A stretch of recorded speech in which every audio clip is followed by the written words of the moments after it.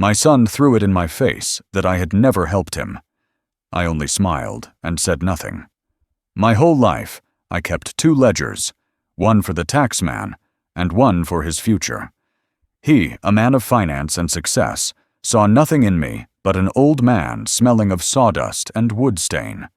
He never knew the foundation of his shining life was built not in a bank, but in my dusty workshop, secured not by interest, but by the price of my own silent, buried dreams.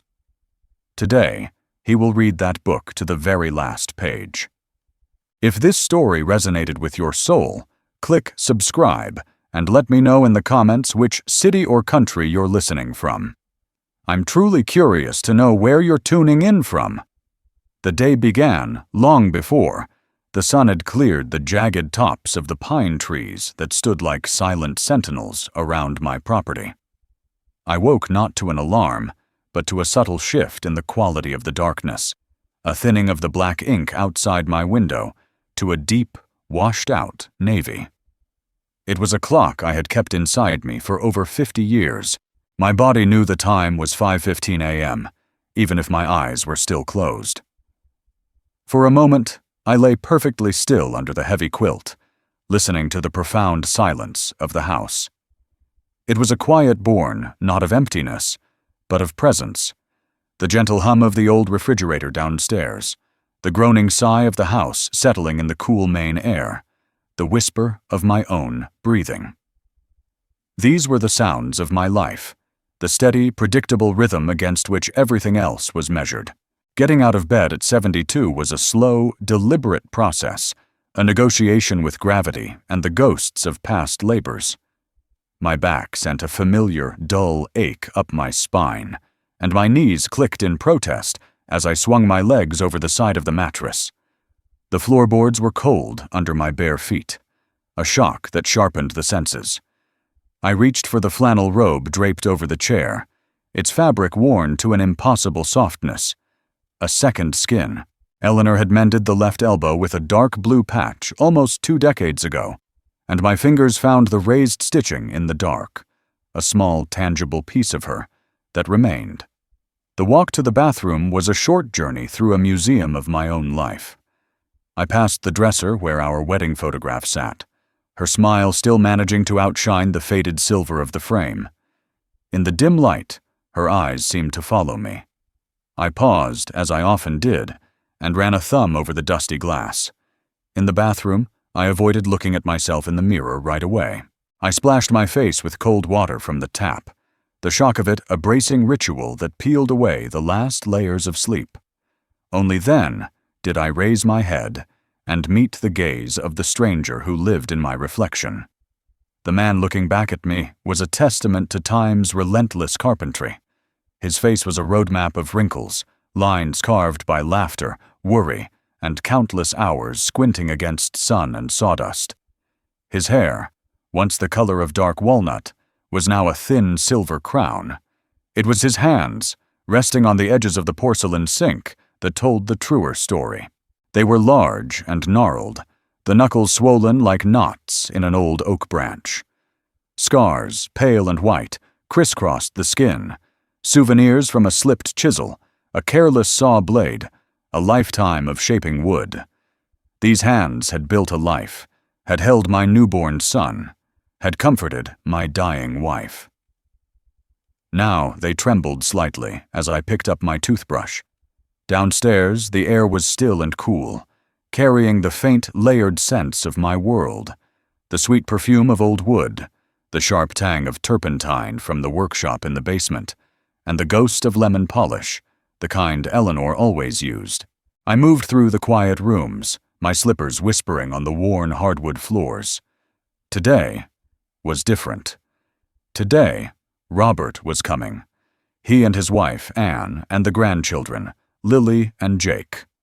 Their visits were infrequent, scheduled events that appeared on my calendar like national holidays, circled in red ink.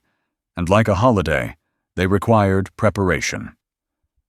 I had spent all of yesterday getting the house ready, but a nervous energy propelled me to check everything again. In the kitchen, I ran a hand over the already spotless countertops. The old gas stove gleamed. The copper-bottomed pots, a wedding gift from 53 years ago, hung in a neat, polished row above it. Everything had to be just so. Robert, a successful man who lived in a world of clean lines and minimalist design, always seemed to notice the small imperfections in my home, his eyes catching on a piece of peeling paint or a worn spot on a rug with the precision of an auditor finding a discrepancy in a ledger. I filled the kettle and set it on the stove, the click of the burner igniting sounding unnaturally loud in the silence. While it heated, I walked into the living room. The furniture in this room was a collection of my life's work. The mahogany bookshelf, the cherrywood coffee table, the oak rocking chair near the fireplace. I had built them all with my own hands, designing them to last for generations. They were heavy, solid, and honest. I ran a dust cloth over the mantelpiece, lingering on the framed photos. Robert as a gap-toothed 7-year-old, proudly holding up a small lopsided birdhouse we had built together. Robert graduating from college, his face beaming, his arm around me and Eleanor. She had been so proud that day, her eyes shining with a light that had nothing to do with the camera's flash. The kettle whistled, a piercing shriek that pulled me from my thoughts. Back in the kitchen, I spooned instant coffee into my favorite mug, the one with the faded "World's Best Dad" slogan. It was a simple bitter brew, but it was my ritual.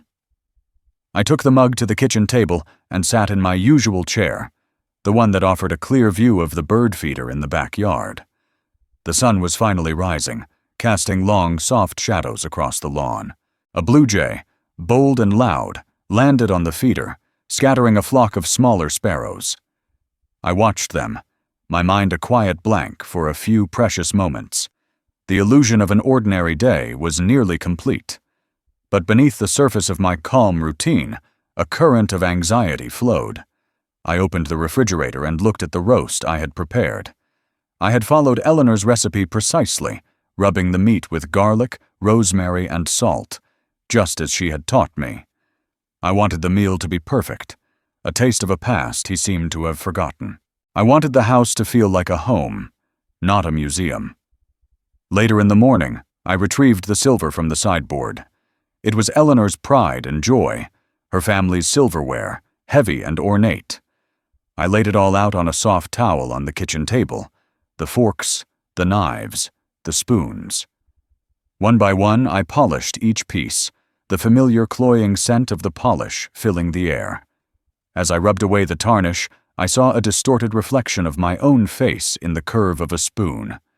It was the face of a man preparing for an inspection, not a family visit. Each pass of the cloth was an attempt to erase any sign of neglect, any evidence that I was just an old man living alone. I was trying to prove something, though I wasn't entirely sure what, that I was still capable, that my world, though small and quiet, was still orderly and dignified, that I was worthy of the fleeting attention of my successful son. When the last spoon was polished to a brilliant shine, I carefully set the table.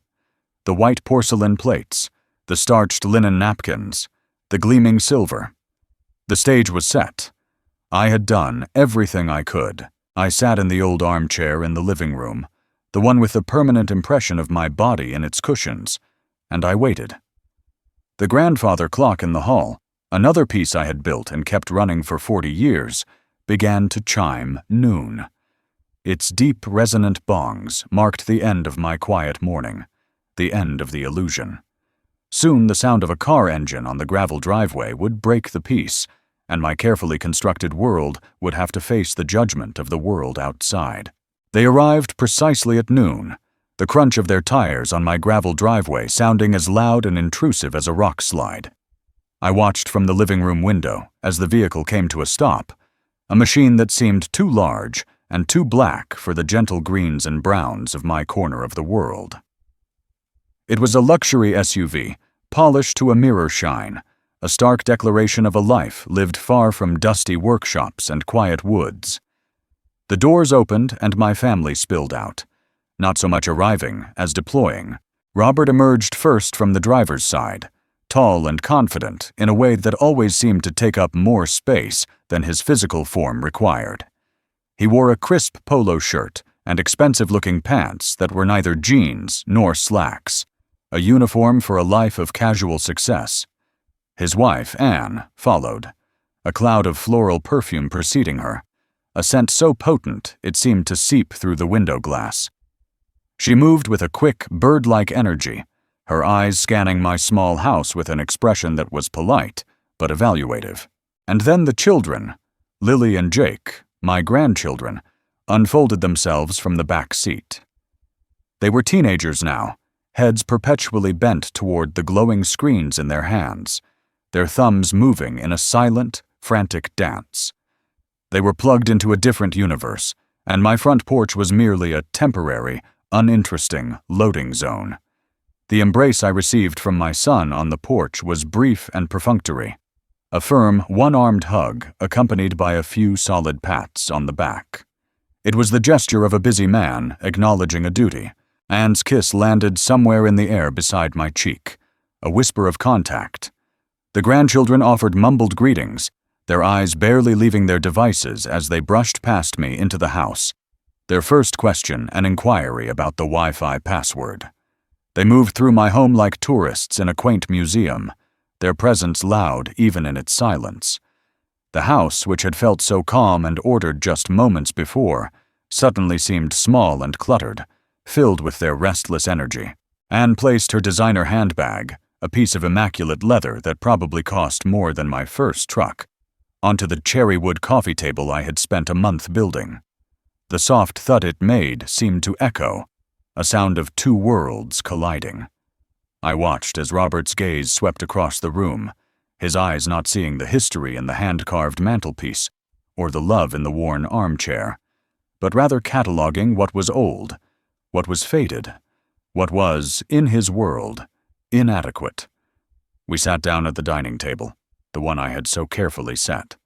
The heavy, polished silver felt out of place in their hands. They held the forks and knives with an unconscious ease, objects of function and not of sentiment. The roast, which had filled the house with a warm, savory aroma, was served onto the fine china plates. I watched them eat. They ate quickly, efficiently, as if fueling up for their next engagement. The conversation skimmed across the surface of things. Robert spoke of the stock market, of interest rates, of a new wing being added to their house.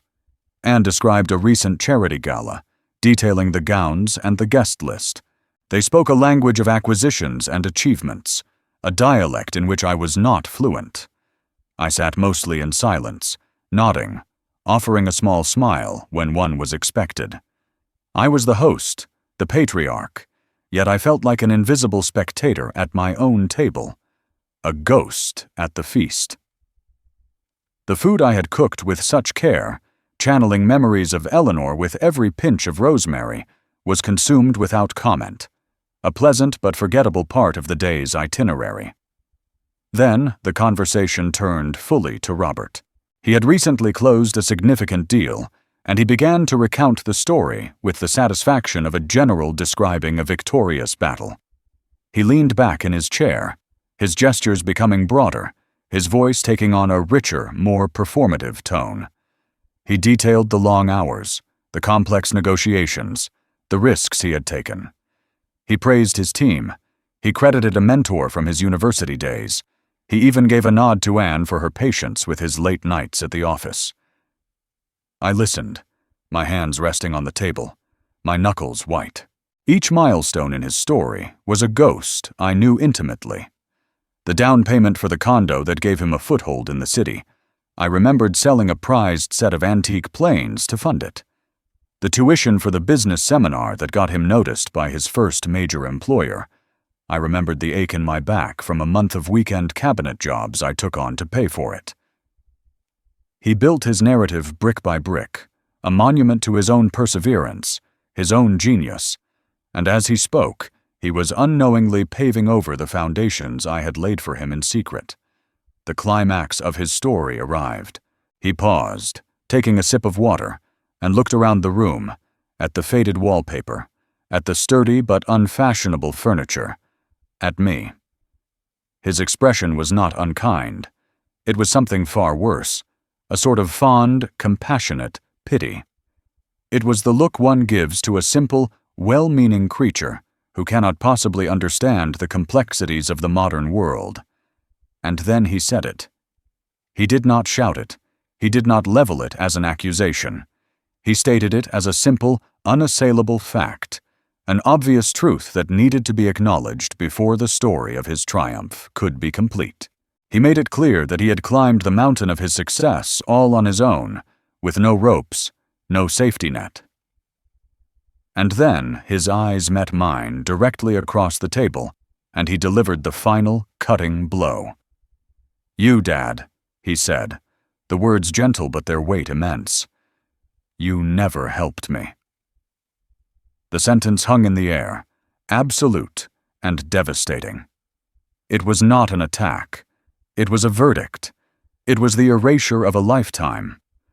For a moment, all sound in the room seemed to cease. The ticking of the grandfather clock in the hall, the hum of the refrigerator, the chirping of birds outside the window. All of it was swallowed by a deafening silence. I felt the blood drain from my face, a cold, prickling sensation that started in my scalp and washed down my entire body. The heavy silver fork in my hand suddenly felt like it weighed 100 pounds. The bite of roast beef in my mouth turned to tasteless, pulpy fiber. I could feel Anne's nervous glance, could see from the corner of my eye the grandchildren finally looking up from their screens, their young faces blank, but sensing the sudden seismic shift in the room's emotional landscape. My own history, my secret ledger of sacrifice, flashed through my mind. The sleepless nights, the sold tools, the foregone comforts, the quiet, constant, invisible river of support that had flowed from my workshop to his gleaming life. All of it, in a single casually delivered sentence, had been damned, diverted, and denied. It had never existed. I lowered my gaze to my own hands, resting on the white linen napkin. I studied the scars, the calluses, the swollen joints.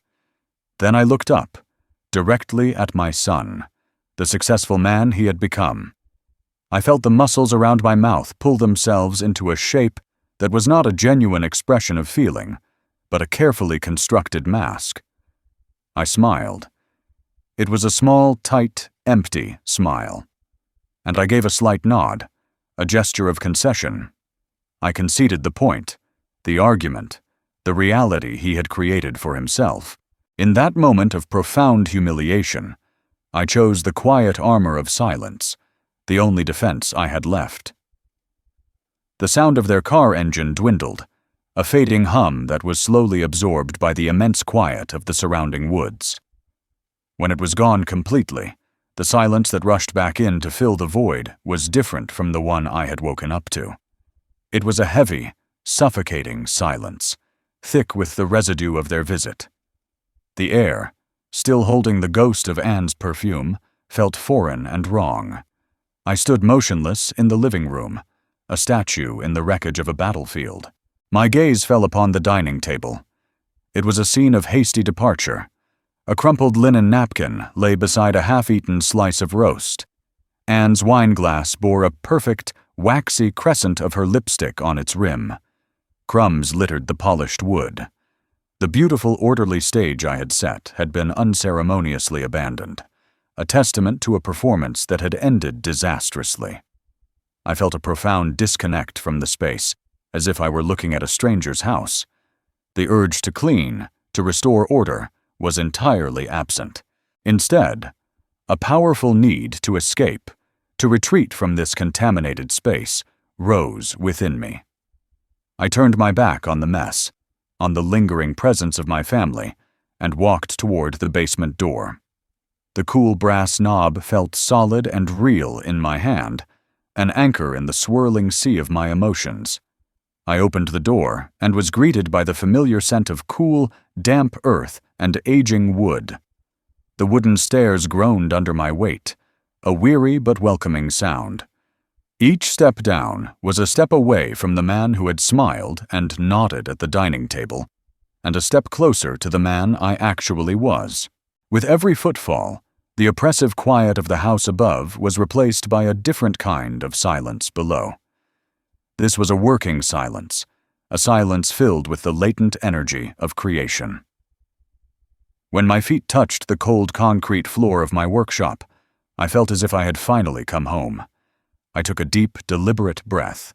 The air here was a complex perfume of my own making, a layered history of my life's work. The sharp, spicy scent of cedar shavings mingled with the vanilla notes of sanded oak and the clean, resinous perfume of pine. Underneath it all was the metallic tang of machine oil, the earthy aroma of the concrete floor, and the faint, sweet smell of linseed oil from my finishing rags. This was my sanctuary. I did not turn on the main overhead lights, preferring the intimate pool of light cast by the single, low-hanging bulb above my workbench.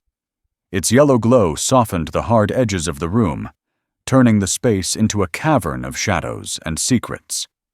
My tools hung in their designated places on the vast pegboard walls, a silent army awaiting my command.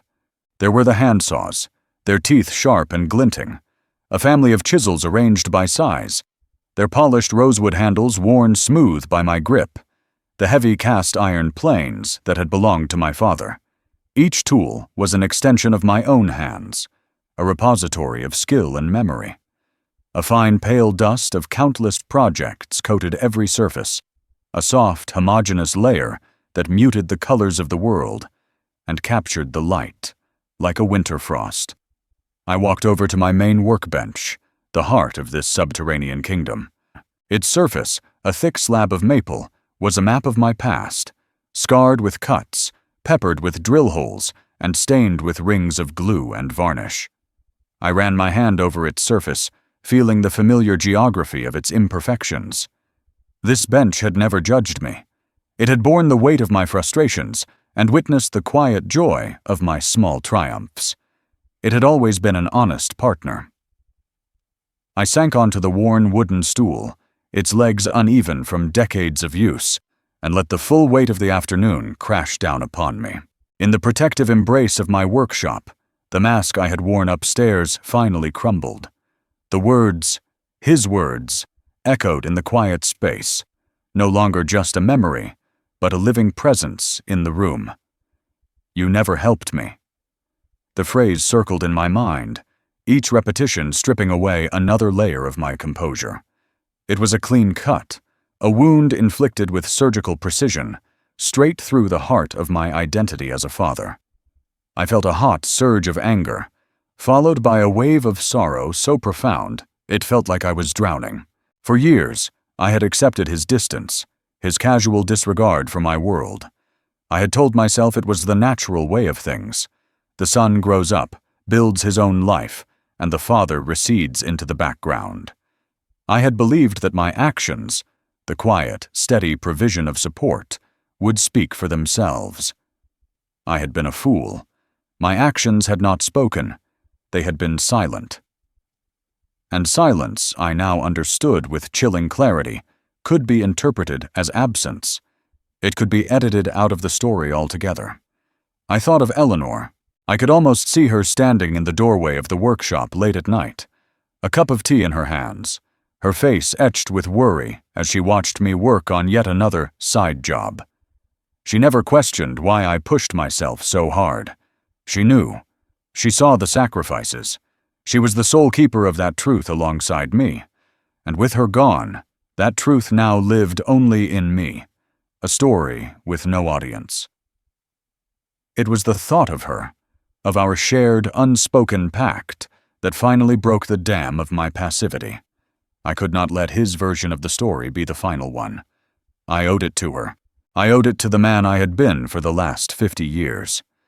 This was not about vengeance. It was about restoring a truth that had been carelessly obliterated. With a newfound cold resolve, I stood up. My movements were slow, but purposeful. I walked to the far corner of the workshop, a space cluttered with stacks of leftover lumber and old dried-out cans of varnish. I moved a heavy stack of birch plywood, the muscles in my back complaining. Behind it, covered by a dusty canvas tarp, was a small gray metal lockbox, rusted at the hinges. I lifted it and carried it back to the workbench, setting it down in the center of the warm pool of light.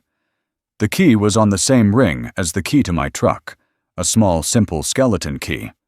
It turned in the lock with a rusty shriek of protest. I lifted the lid. The air that escaped smelled of old paper and enclosed time. Inside, beneath a bundle of old tax returns and a few faded photographs, was a simple cloth-bound ledger.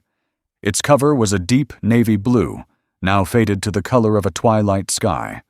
There was no label on the front. It was completely anonymous. I lifted it out. The cover felt soft and frayed at the edges. The cardboard beneath weakened from years of being handled. I laid it on the clean surface of the workbench, and with a hand that was surprisingly steady, I opened it to the first page. The paper was yellowed, the blue lines faded. But my handwriting was still clear, written in the precise, slightly slanted script I had learned in drafting class decades ago. The ink had turned from black to a soft, sepulchral gray. The first entry was dated October 12, 1998. It read, $150, textbooks, economics and philosophy, for Robert. A memory, sharp and vivid, bloomed in my mind. I saw Robert, 18 years old, standing in this very workshop, showing me the list from the university bookstore, his face a mixture of excitement and anxiety over the cost. I remembered the feel of the three $50 bills I had pressed into his hand, money I had set aside for a new table saw. I turned the page. March 4th, 1999. $400. Repair to transmission, 1992 Ford Escort. The memory of the panicked late-night phone call, of Robert stranded on the highway miles from home, was as fresh as if it had happened yesterday. The money had come from a set of custom bookshelves I had stayed up 2 nights straight to finish for a wealthy client. I closed my eyes for a moment. The ledger opened before me. The pain of my son's words was still there, a raw, open wound. But now, it was mixed with something else. It was the feeling of holding something solid, something real. This was not just a notebook. It was the anchor of my memory. It was the tangible, irrefutable proof of a life that had been lived, a love that had been given. And in the deep, resonant silence of my workshop, I knew what I had to do. The house above me had fallen into a deep, impenetrable silence. Night had fully descended, pressing against the small, high windows of the workshop, turning them into squares of black glass that reflected the solitary bulb glowing above my head. The world outside had ceased to exist. My universe had contracted to the circumference of this yellow light, to the scarred surface of my workbench, and to the blue cloth-bound ledger that lay open before me. Time itself seemed to have stopped, holding its breath as I prepared to excavate my own past. My hands, which could still shape a piece of stubborn oak with confidence, felt clumsy and slow as I turned the first few pages.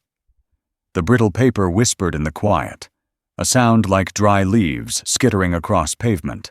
The initial entries were a chronicle of small paternal duties, the mundane transactions of a father supporting a son away at college for the first time.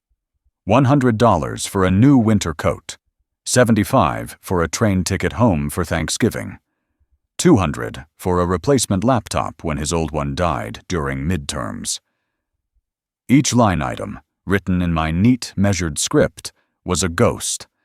I remembered the phone call about the laptop, the genuine panic in Robert's voice. I had taken on a weekend job refinishing a neighbor's set of antique dining chairs, a tedious, painstaking task that filled my lungs with the dust of old varnish and left my shoulders aching for days. But I remembered the relief in Robert's voice when I gave him the cash, a feeling that had been worth more than any physical discomfort. I continued to turn the pages, the years passing in a soft rustle of paper. Then I came to an entry that made me pause, my finger tracing the faded gray ink. May 12th, 2001. $2,500. Down payment, 1999 Toyota Corolla. The memory attached to this number was not a ghost. It was a fully formed presence in the room. Robert had secured a prestigious summer internship at a firm in Boston, a stepping stone that was crucial for his career path. But it was unpaid, and the office was miles from his student apartment. He needed a car. He had found a reliable used sedan, but he didn't have the down payment. I remembered him explaining the situation to me, his face alight with ambition and shadowed by the frustrating practical barrier of money. At the time, my own savings were thin. I was in the middle of a slow season, with only a few small jobs lined up.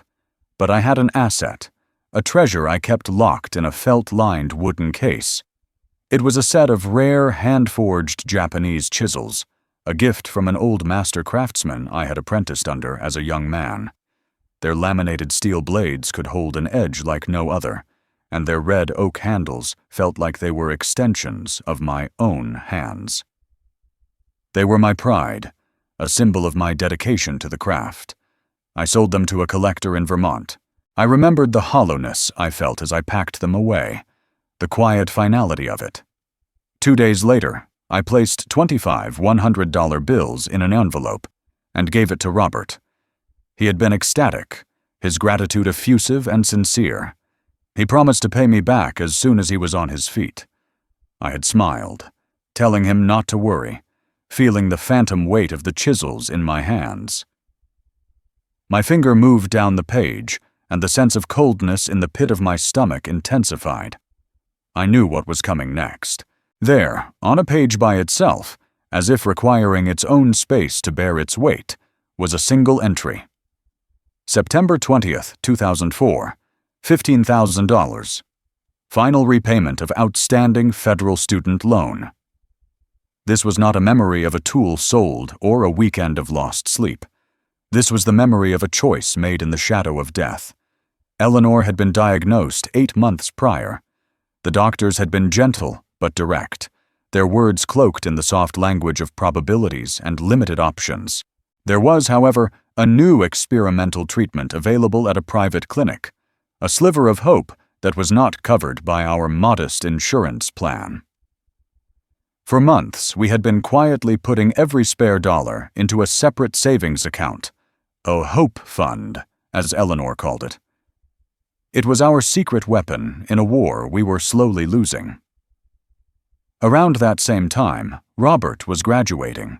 He had done brilliantly, securing a promising job offer at a financial firm, but he was shackled by the immense weight of his student debt, a liability that would cripple his ability to secure credit, to invest, to begin the life he had worked so hard to build. He never asked for the money directly, but the stress was evident in every conversation. He spoke of his future as a race he was starting with a lead weight chained to his ankle. I remember the night Eleanor and I made the decision. We were sitting at the kitchen table, the balance of the Hope Fund written on a slip of paper between us. I couldn't bring myself to suggest it. It was she who had reached across the table and placed her warm, frail hand on mine. She hadn't needed to say a word. Her eyes, clear and unwavering, told me everything. Our time was uncertain, a dwindling resource. His time was just beginning. Her silent sacrifice was a command. The next day, I went to the bank, withdrew the entire sum, and wrote the check that would unshackle my son, while knowingly tightening the chains around our own dwindling future. It was an act of love, but it felt like a betrayal, a terrible, necessary choice between two futures. I slowly pushed past that page, my throat tight. The character of the ledger began to change. The entries became more frequent, the numbers larger. The pretense of them being temporary loans faded away, leaving only a stark record of need and provision. There was $5,000 for a wedding photographer Robert insisted was the best. There was $20,000, scraped together from the sale of a small parcel of land I had inherited from my father, to help with the down payment on their first house, a house I had only been invited to 3 times. Page after page, the story unfolded. Money for private preschool for Lily. A loan to cover a minor investment loss Robert had suffered. Funds to help them buy a second car when Anne decided she needed an SUV.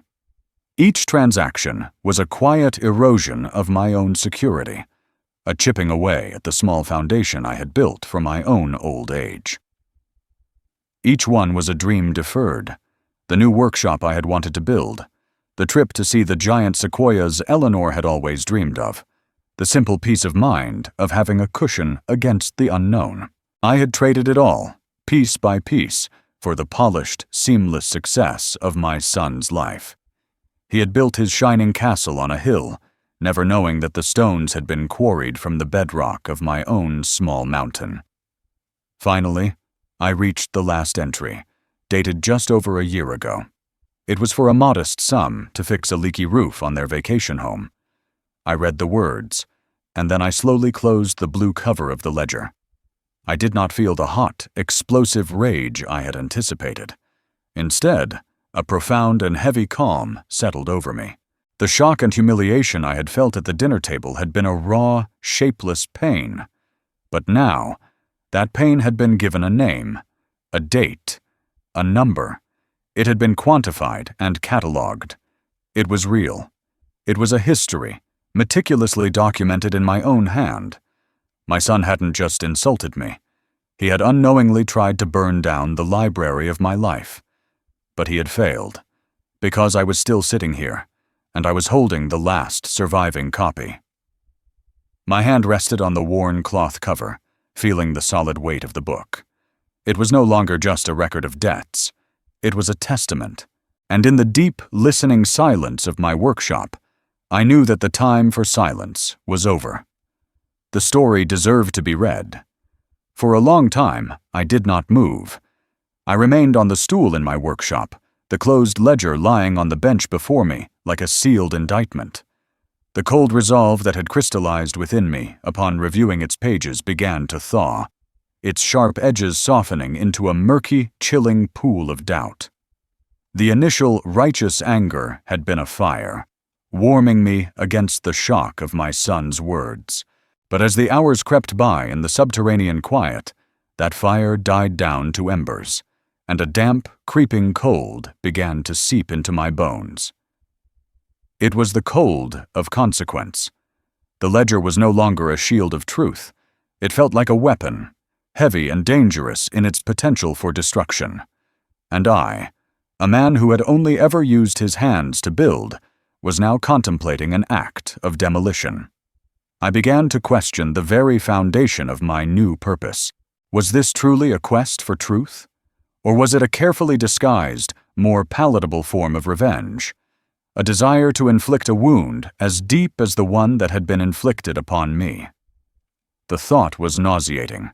I imagined the scene, playing it over and over in my mind, a tormenting loop of possibilities, each one worse than the last. In one version, I saw myself presenting the ledger to Robert. I saw his face shift from curiosity to disbelief, then to a dark, defensive anger.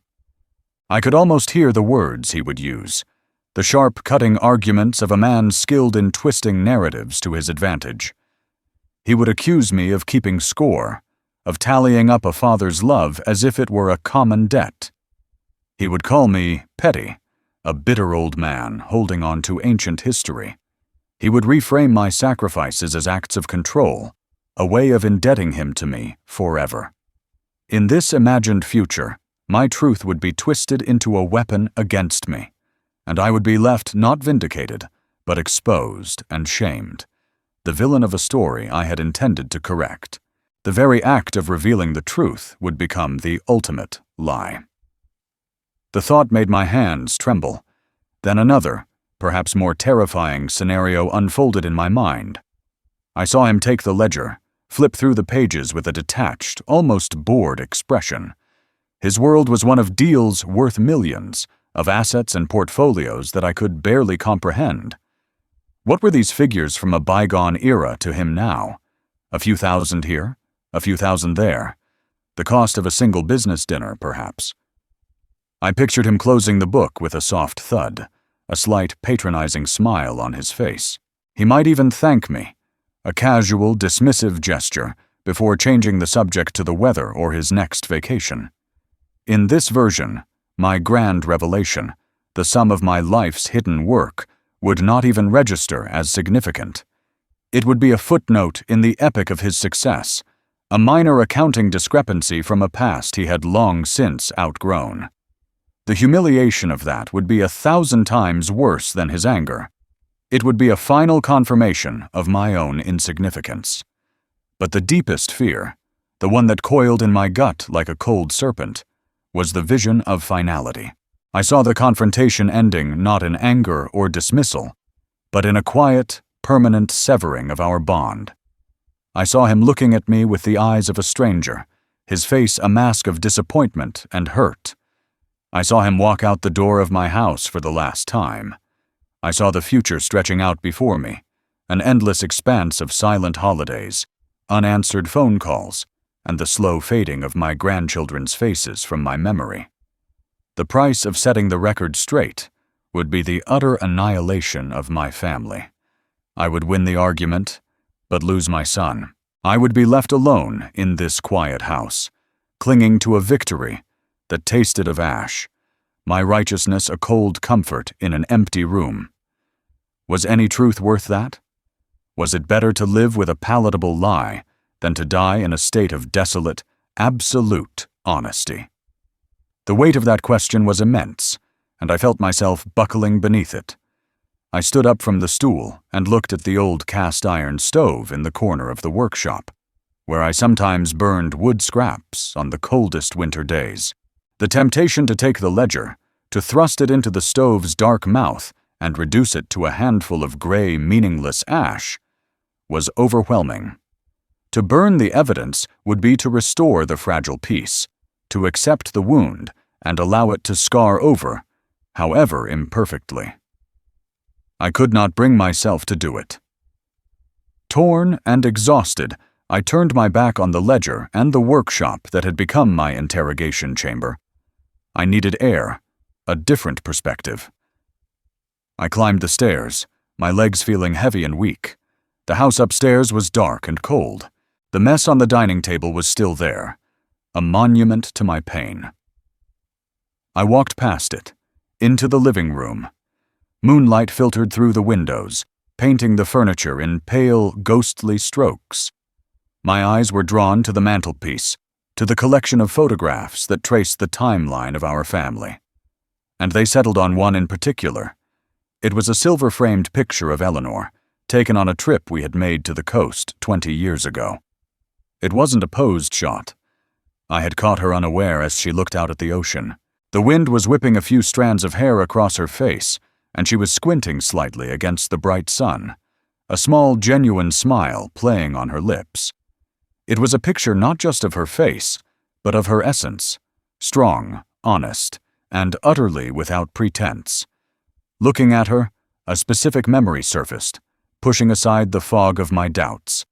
It was from years ago, when a wealthy client, for whom I had built an intricate, hand-carved library, had tried to shortchange me on the final payment, claiming the work was not quite what he had envisioned. I had been devastated, not just by the loss of money, but by the casual dismissal of my weeks of meticulous labor. I had been ready to accept the reduced payment, just to avoid a confrontation. I hated conflict. That evening, I had told Eleanor about it, my voice full of defeat. She had listened patiently, her hands busy mending one of Robert's torn shirts. When I was finished, she did not offer advice or tell me what to do. She simply put down her sewing, looked me straight in the eye, and placed her hand on my arm. It was a simple gesture, but it was filled with a powerful, unwavering belief. Her look did not say, "Fight for the money." It said, "Fight for the work." It said, "Your labor has value, your skill has honor, and you will not allow anyone to diminish it." The next day, armed with her silent strength, I had gone back to the client and calmly, firmly demanded what I was owed. and I had received it. Staring at her smiling face in the moonlight, I realized this was the same situation, only the stakes were infinitely higher. The work in question was not a set of bookshelves. It was the entire architecture of my life as a father. Robert's words had not just devalued my contribution, they had devalued hers, too.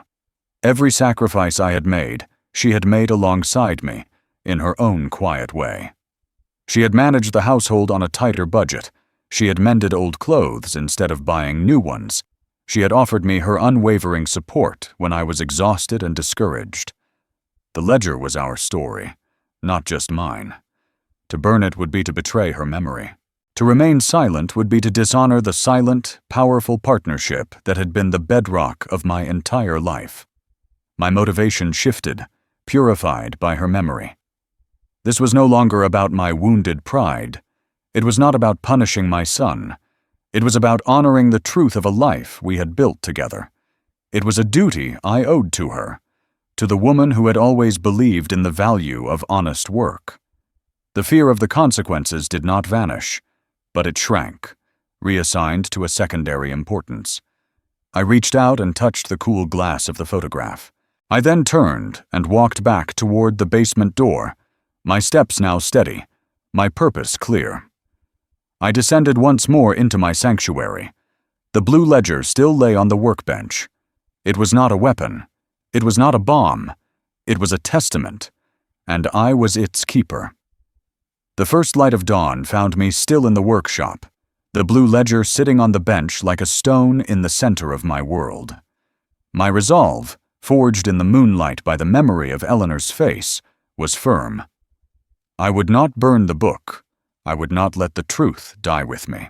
But as I stared at the ledger's frayed, unassuming cover, a new and profound dissatisfaction began to take root. The object itself felt crude, insufficient for the task I was now assigning it.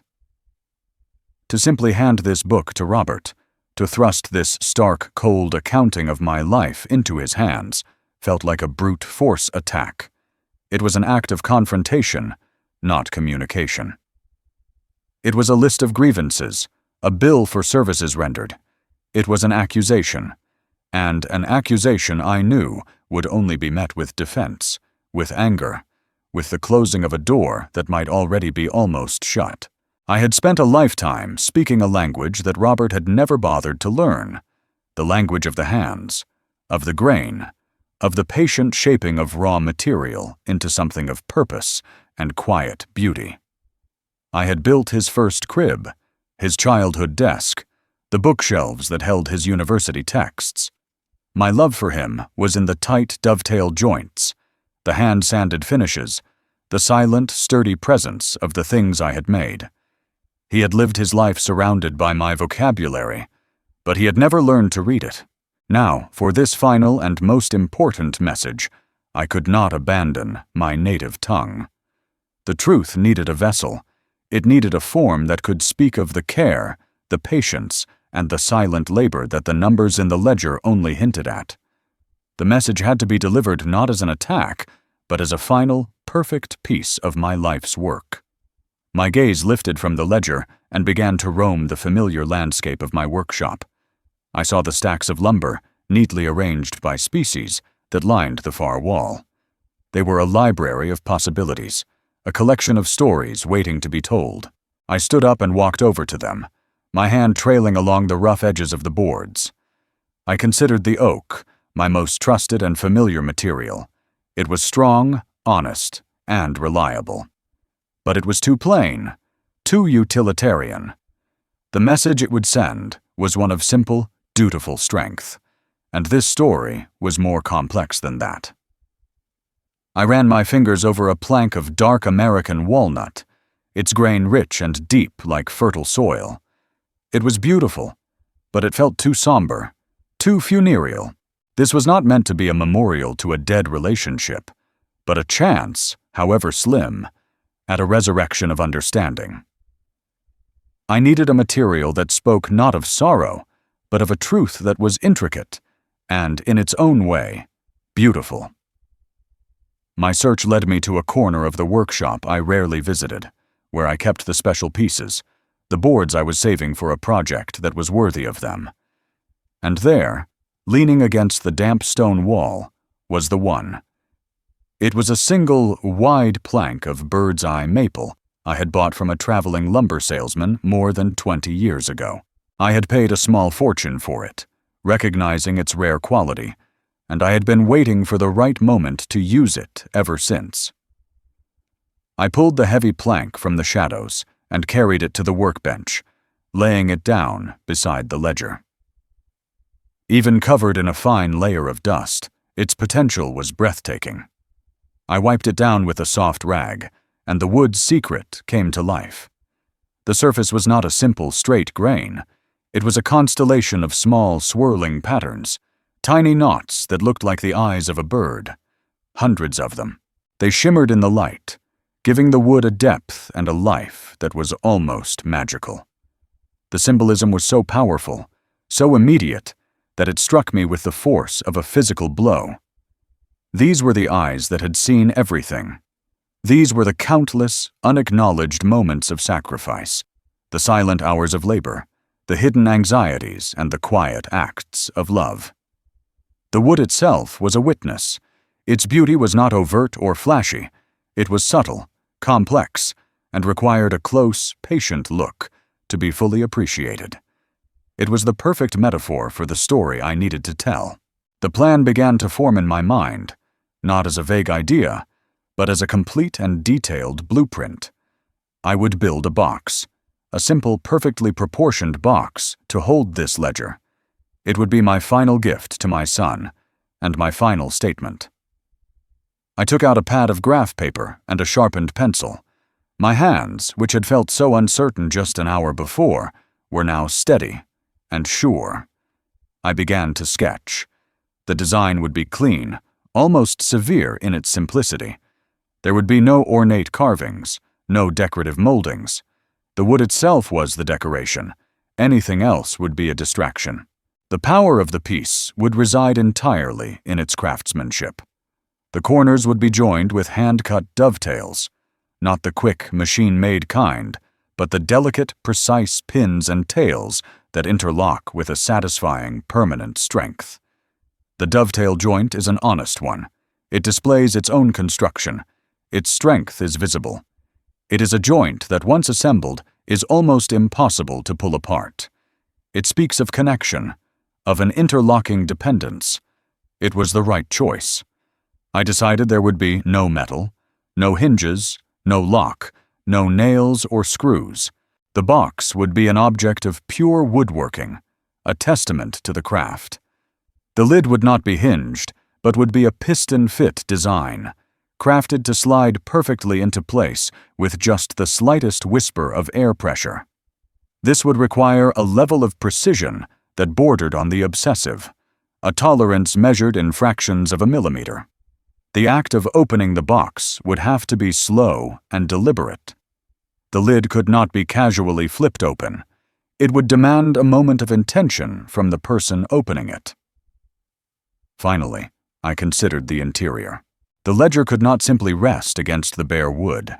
It needed to be presented with a sense of solemnity. I envisioned a lining of deep navy blue velvet, the same color as the ledger's cover. The book would rest on this soft, dark field, cradled and protected, presented not as a piece of evidence in a trial, but as a sacred text, an object of immense and private value. I spent the next hour refining the sketch, calculating the dimensions, making a list of the tools I would need. The emotional chaos that had been churning inside me was being channeled, transformed into a logical sequence of steps, into an orderly and precise plan. The act of planning was itself a form of healing. I was no longer a passive victim of my son's careless words. I was a craftsman, a maker, a man with a purpose. I was taking the shapeless, agonizing mess of my past, and I was going to build a beautiful, honest container for it. I stood back from the workbench and looked at the drawing, at the plank of bird's-eye maple, and at the old blue ledger. They were the three elements of my story: the plan, the material, and the truth. The workshop was quiet, but it was no longer a silence of despair. It was the focused, anticipatory silence that always precedes the first cut. The days that followed ceased to be measured by the rising and setting of the sun. My world contracted to the steady, yellow glow of the lamp above my workbench, and time was kept, not by the ticking of a clock, but by the rhythmic strokes of a hand plane and the soft whisper of a fine-toothed saw. I became a creature of this subterranean world, surfacing only for brief, mechanical necessities. A few hours of dreamless sleep, a simple meal eaten standing in the kitchen, a cup of bitter coffee that I would carry back down into my sanctuary. The work absorbed me completely. It was a demanding and jealous master, requiring the full measure of my attention, and I gave it willingly. For in this total immersion, in this disciplined focus on the task at hand, I found a respite from the churning chaos of my own mind. The pain of my son's words had not vanished, but it was transformed.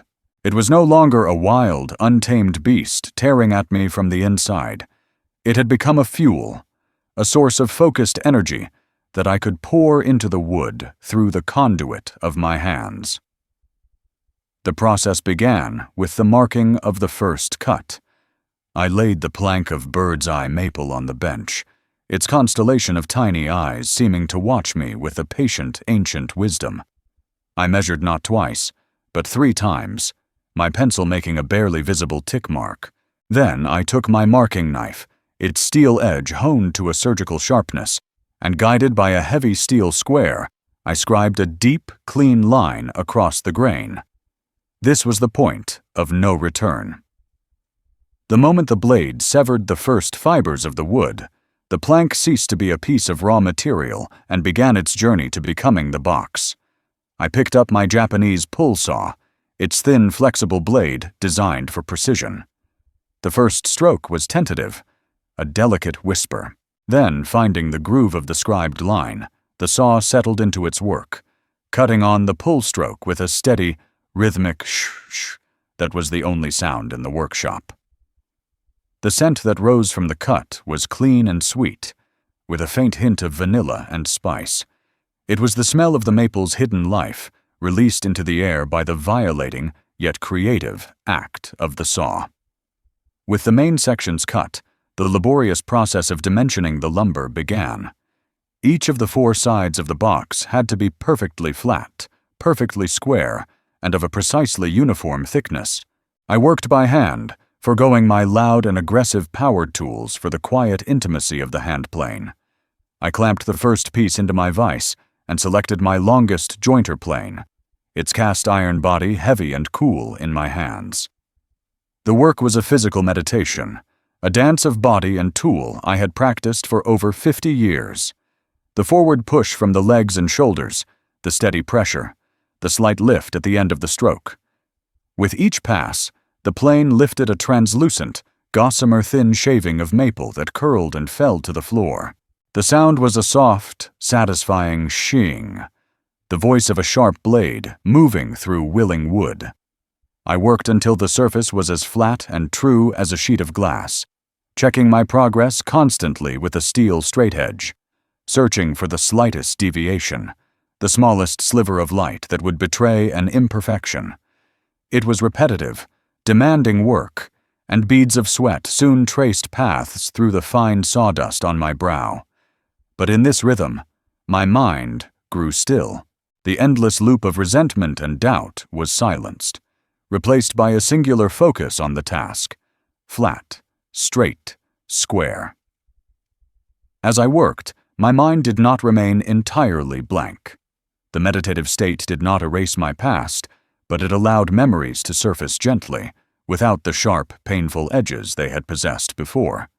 While I was carefully laying out the lines for the dovetail joints, the most critical phase of the construction, I was suddenly visited by a memory of Robert as a boy of 10. He was in this workshop, standing on a small stool, his face a mask of concentration as he tried to guide a handsaw along a line I had drawn for him on a piece of soft pine. I remembered his frustration at his own inability to keep the cut straight, his impatience, his desire to just use a hammer and nails because it was faster. I remembered my own patient insistence on teaching him the right way, on showing him that the strength and beauty of a thing lay in the care with which it was joined together. He had learned the lesson for an afternoon, completing a small wobbly bookshelf that he was immensely proud of, but he had never truly understood the philosophy behind it.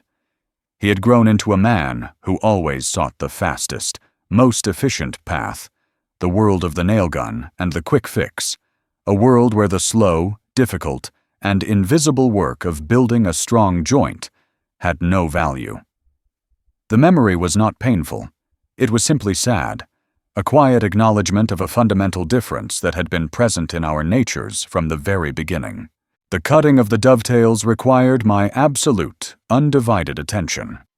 With a sharp pencil and a precision square, I marked the pins on one board and the tails on the other, the geometry precise and unforgiving.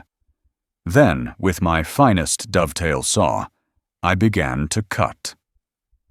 This was not the work of strength, but of finesse. My breathing became slow and even, my hands steady.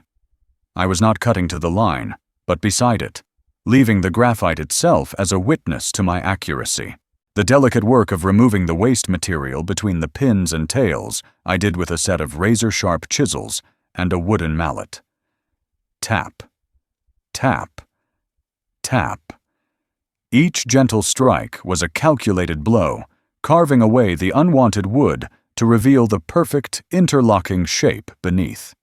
The sharp reports of the mallet were the only sounds, a steady, percussive heartbeat in the quiet workshop. It was here, in this most demanding of tasks, that I felt most centered. There was no room for anger, no space for sorrow. There was only the chisel's edge, the grain of the wood, and the absolute necessity of getting it right. Any lapse in concentration would ruin the piece, and the precious wood, my witness, would be spoiled. After hours that felt like days, the four sides of the box were cut and jointed. The moment came for the first dry assembly. My heart beat a little faster as I took the four pieces from the bench.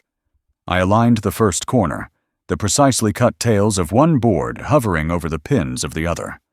I gave it a gentle push. They resisted, the fit intentionally tight. With a small dead-blow mallet and a block of scrap wood to protect the delicate maple, I began to gently persuade the joint together. With each tap, the pieces slid further into place, until with a final, soft thud, they seated themselves perfectly.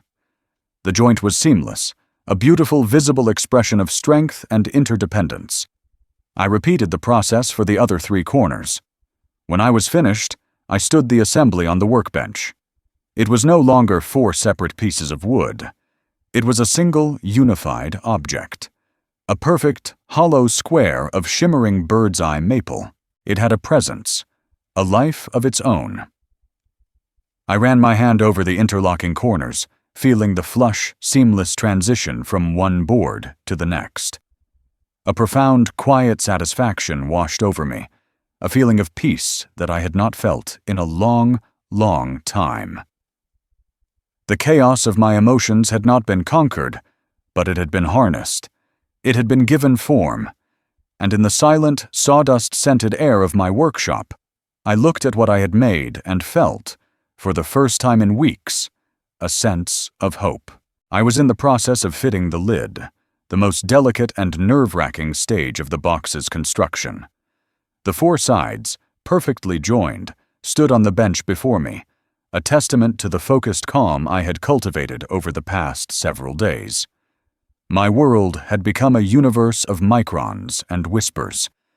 I would take a single paper-thin shaving off the edge of the lid with a finely set block plane, its blade so sharp it hummed.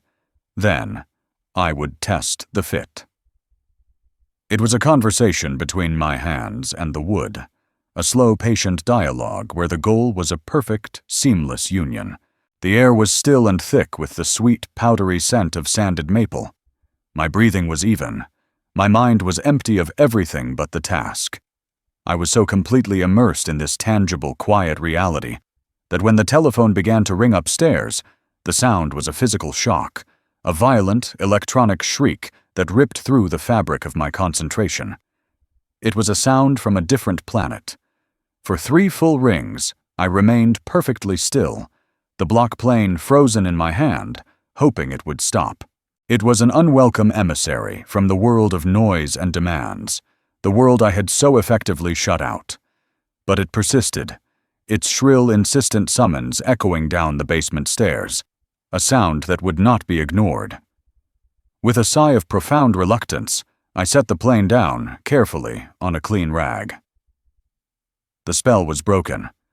I wiped my hands on my dusty canvas apron, a gesture I knew was futile, as the fine pale dust was embedded in the lines of my skin, a part of me now.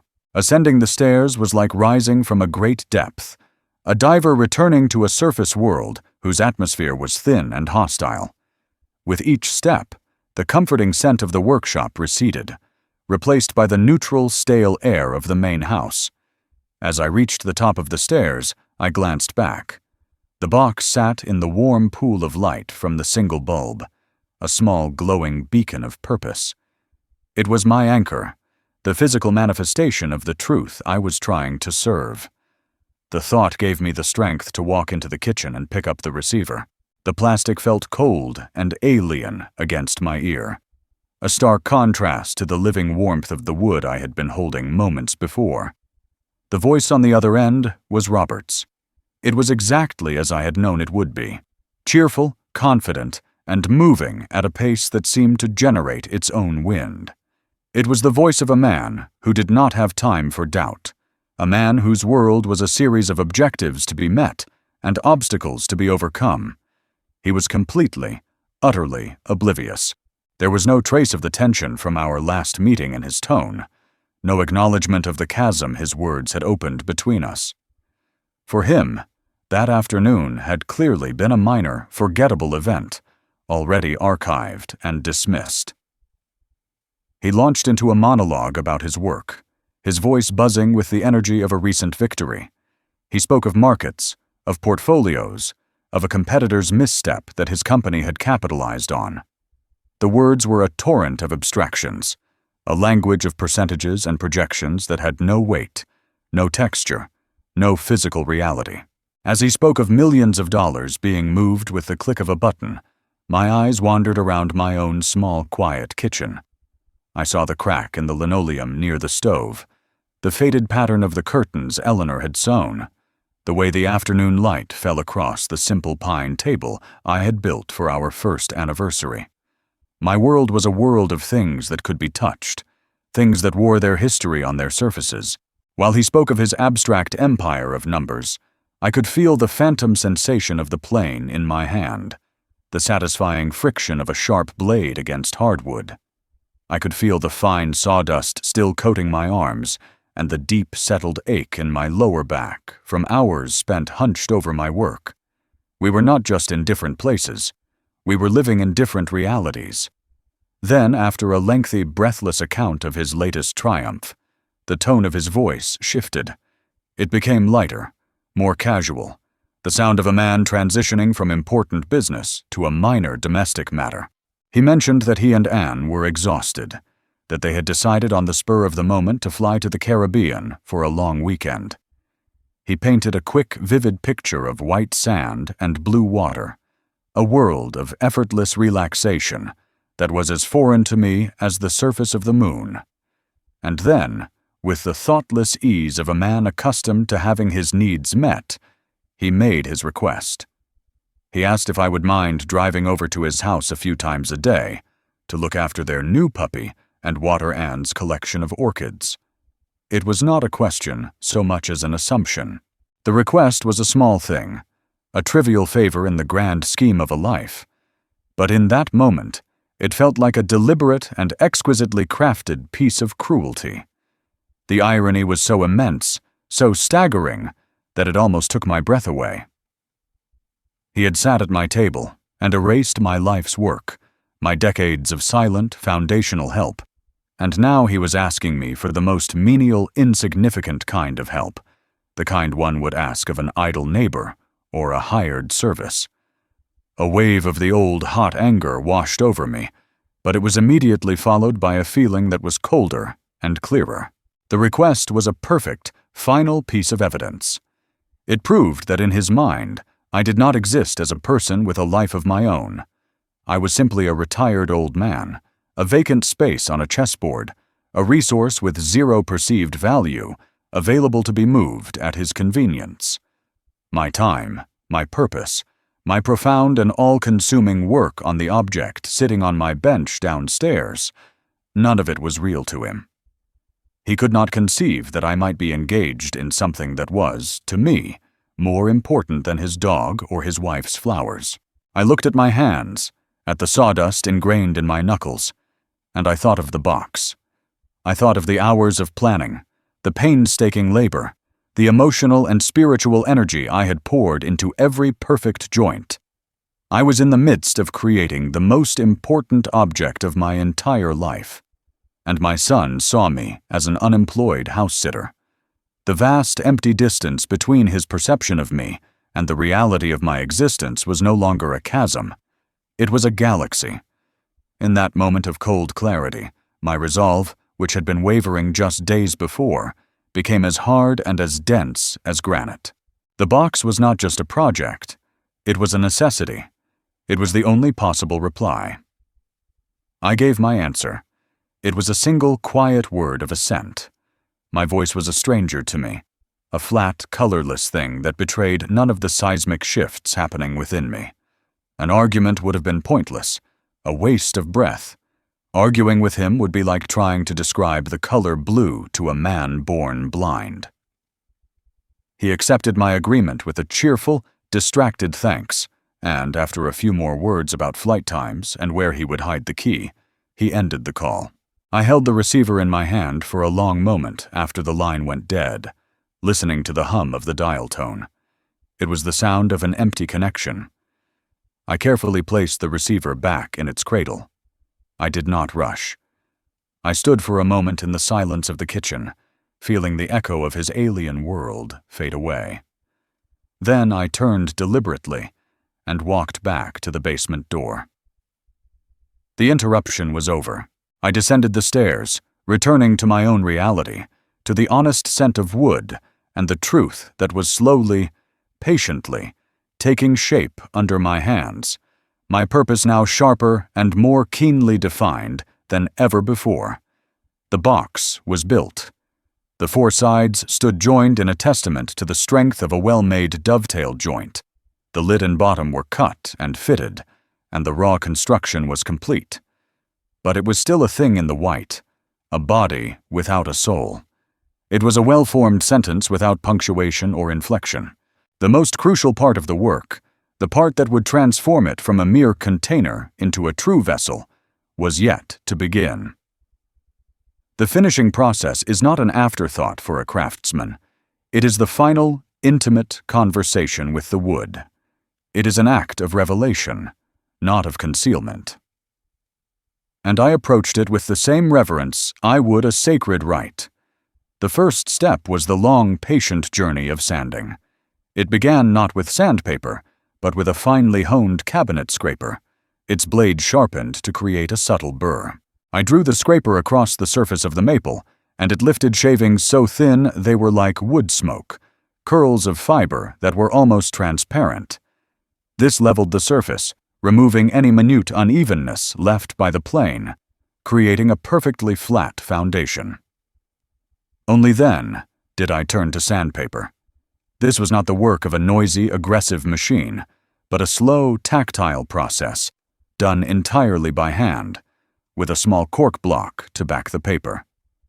I began with a medium grit, my arm moving with the grain in long, even strokes.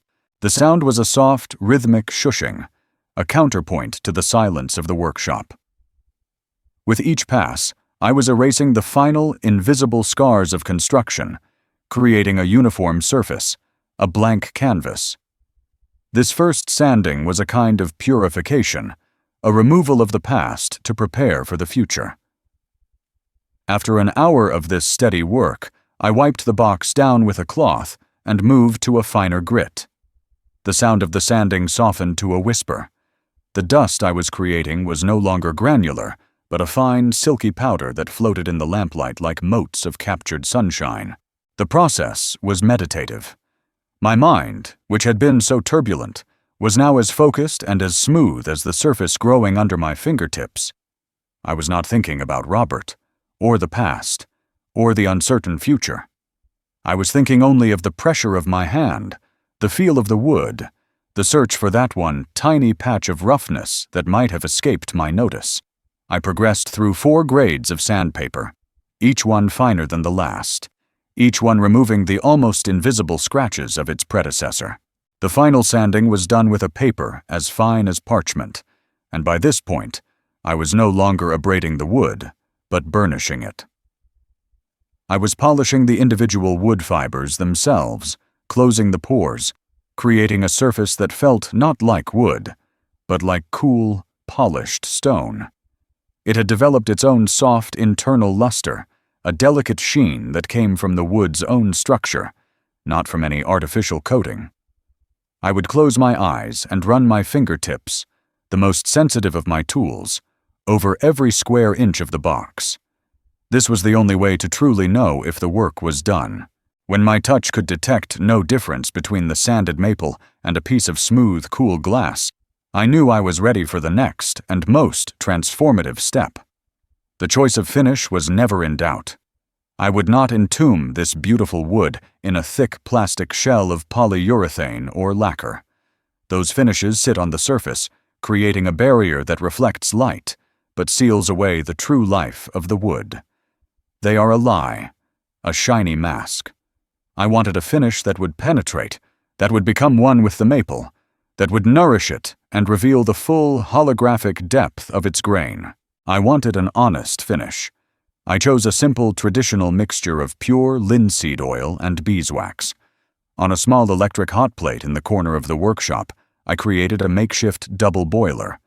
Into a small tin, I poured the linseed oil, its color a rich, translucent amber. To this, I added a chunk of raw beeswax, which I sourced from a local beekeeper. It was a solid, opaque gold, and it smelled faintly of honey and meadows. I watched as the wax slowly melted into the warm oil, the two liquids swirling together until they became a single, homogeneous, and fragrant solution. The aroma that filled the workshop was deep and earthy, the scent of history, of tradition, of things made to last. It was the perfume of preservation. I let the mixture cool until it was just warm to the touch. I took a piece of an old, soft cotton t-shirt and folded it into a tight, lint-free pad. Then I carried the small tin over to the workbench. I stood for a long moment, looking at the box. It was pale and quiet, a canvas awaiting its masterstroke. I took a slow, deep breath. This was the moment of revelation. I dipped the pad into the warm, oily wax, and with a steady hand, I touched it to the center of the lid. The effect was instantaneous and breathtaking. It was like watching a black and white photograph blossom into full, vibrant color. The pale, unassuming maple drank in the oil and came alive. It darkened to a rich, deep honey gold, and the hundreds of tiny eyes in the grain, which had been subtle, ghostly figures, suddenly leaped into a three-dimensional holographic life. They shimmered and shifted as I moved my head, their depths seeming to capture and refract the light. It was a moment of pure magic, the wood finally revealing the full, spectacular secret it had been holding within itself. I worked the oil into the rest of the surface, my hand moving in slow, deliberate circles. I was not painting. I was feeding. I was giving back to the wood some of the life that had been taken from it, and in return, it was giving me all of its beauty. The process took several days. A hand-rubbed oil finish is a lesson in patience. Each day, I would apply a thin coat, working it into the wood until it was warm from the friction of my hand. I would let it sit for an hour, allowing the oil to penetrate as deeply as it would. And then, with a clean, dry cloth, I would meticulously wipe away every trace of excess from the surface. This was the most critical step. Leaving oil on the surface would result in a sticky, dull finish. The true beauty came from the oil that was in the wood, not on it. Between coats, I would simply sit on my stool and watch the box as it cured, observing the subtle ways the light played on its ever-deepening, ever-glowing surface. When the exterior was finally finished, its surface glowing with a deep satin luster that begged to be touched, I turned my attention to the interior. I had purchased a small piece of the finest navy blue velvet. Working with the precision of a watchmaker, I created a template from thin cardboard, ensuring a perfect fit. I then used a surgeon sharp knife to cut the fabric, its blade sinking through the soft pile with a barely audible hiss. I applied a thin, even layer of hide glue to the interior walls of the box and carefully, painstakingly, fitted the velvet pieces into place, smoothing out any hint of a wrinkle with my fingers. The result was a stark, beautiful contrast. The dark, light-absorbing softness of the velvet against the luminous, light-reflecting hardness of the maple. It was a space of quiet reverence. The time had come. I walked over to the corner of the bench where the blue ledger had been sitting all this time, a silent observer to the creation of its own shrine. I picked it up. It felt frail and humble in my hands, its worn cover and yellowed pages a stark contrast to the perfect object I had just completed. I carried it back, opened the lid of the box, and gently placed the ledger inside. It settled onto the soft velvet with a quiet, dignified weight. Then I took the lid. It was so perfectly fitted that it had to be lowered into place squarely, evenly. As it slid down the last fraction of an inch, I felt a soft puff of air escape from the interior. It was the box exhaling, a gentle sigh of completion. The object was finished. It sat on my bench, silent, beautiful, and complete. It contained my skill, my patience, my pain, my memory, and my love. I had poured all of my unspoken words into its creation. My part was done. The box was finished, and I had brought it upstairs from the workshop. The transition from its birthplace to the world above felt like a significant, irreversible step. I had placed it in the center of the cherry wood coffee table in the living room, and its presence immediately transformed the quiet, familiar space. The room was no longer a place of rest. It had become an anteroom to the future, a holding cell for a verdict that had not yet been delivered. The work of my hands was done, and with their idleness, my mind, which had been so helpfully occupied by the disciplined demands of the craft, was now free to roam, and it roamed directly into the territory of fear. Night fell, a slow, heavy curtain of darkness that seemed to snuff out not just the light, but the air itself. The house was utterly still, but it was a loud, humming stillness, the kind that precedes a violent summer thunderstorm. Every familiar sound, the groan of the refrigerator, the settling of the foundation, the whisper of wind in the eaves, seemed amplified, a portent of the coming disruption. I sat in my old armchair, the one whose cushions held the permanent impression of my body, and I simply stared at the box. In the pale light of the moon, filtering through the window, the bird's-eye maple seemed to glow with a cool internal luminescence. It was beautiful, more beautiful than I had even intended. The finish was so deep it looked like liquid gold held in a solid form. It was a perfect object, but its perfection was no longer a source of pride. It was a source of terror. It seemed too powerful, a contained force whose release I could not predict or control. It was Pandora's box, and I, its creator, was now contemplating the wisdom of handing it to another. Once the lid was lifted, once the truth it held was released into the world, nothing could ever be put back as it was. I felt a profound sense of dread, the terrible responsibility of a man who has built a bomb and is now walking it to its destination. My mind, in a final desperate act of self-preservation, began to erect barricades against my own resolve. It did not use arguments of logic or fear of confrontation, but something far more potent, the ghosts of a happier past. The memories came unbidden, sharp and sweet and agonizingly clear.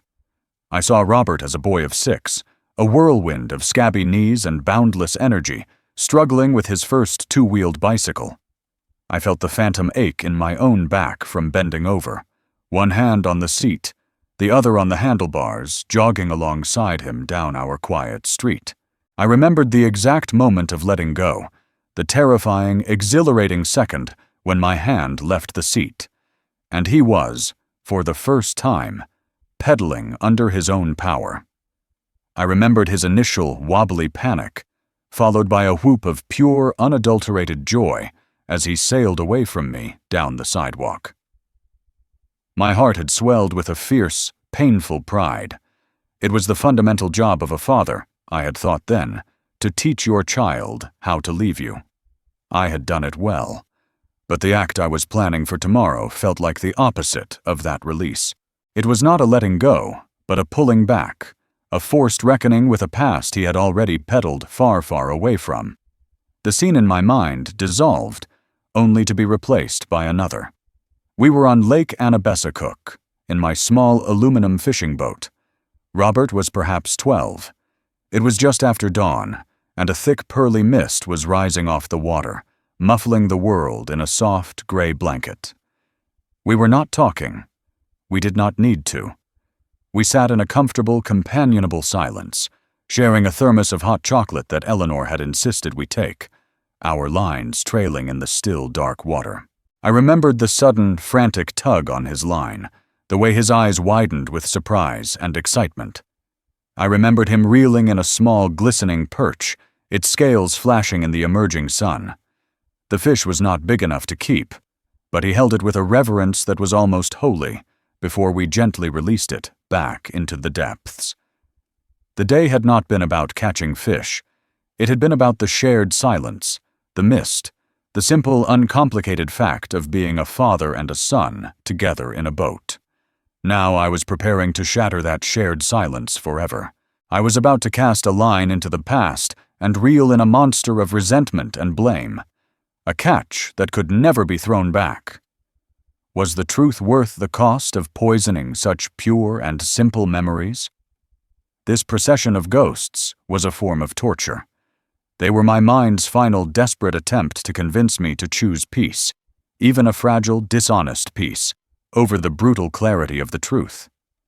The urge to retreat was a physical thing, a pulling in my gut.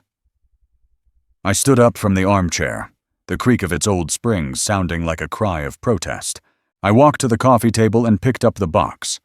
It felt heavier than its physical weight, dense with the unspoken words and unseen sacrifices it contained. For a moment I held it, my course of action clear. I would take it to the attic. I would bury it in an old trunk, beneath a pile of Eleanor's winter blankets. In a few years, I would forget where I had put it. Robert would never know. The illusion of our family would remain intact. Life would go on, quietly, peacefully. I took a step toward the hallway. The floorboards groaned under my feet. It would be so easy. But I stopped. I stood in the middle of the living room, the beautiful, terrible box in my hands, and I looked at it. I looked at the seamless perfection of the dovetail joints. I saw the shimmering, spectral eyes of the maple, the wood I had chosen as my witness. I felt the silken, honest finish that had taken days of patient labor to achieve. The box itself was an argument. Its very existence was a testament to the value of honest, difficult work, of patience, of a truth that lies just beneath the surface. To hide it away now would be the ultimate act of hypocrisy. It would be a betrayal of the very principles I had poured into its creation. It would be a betrayal of Eleanor, whose quiet strength was the reason I had started this journey. And it would be a final, pathetic betrayal of myself. I could not control how my son would react. I could not dictate the outcome of tomorrow. But I could control this. I could choose not to be a coward. With a slow, weary sense of resignation, I walked back to the coffee table and placed the box back in the center, its placement now feeling as deliberate and final as the setting of a cornerstone. The decision this time was truly made. The fear had not gone away, but it had taken its place alongside my resolve. I did not go to bed that night. I returned to my armchair and settled in for a long vigil. I sat in the darkness, watching over the polished wooden vessel, a silent guardian of the truth it contained, and I waited, with a calm and heavy heart, for the inevitable dawn, and for the storm that it would surely bring. The dawn arrived not with a brilliant burst of color, but as a slow, quiet dilution of the night's deep ink. I had not slept. I had remained in my armchair, a sentinel watching over the small, polished wooden box that held the condensed and unvarnished truth of my life. I was not tired.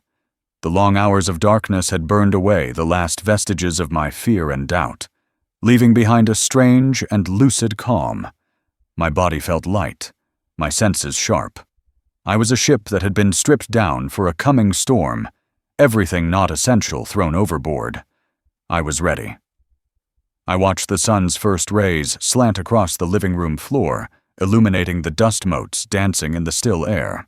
Each particle seemed to hang suspended, caught in a moment of profound anticipation. The house was quieter than I had ever known it to be. At precisely 8 o'clock, I heard it.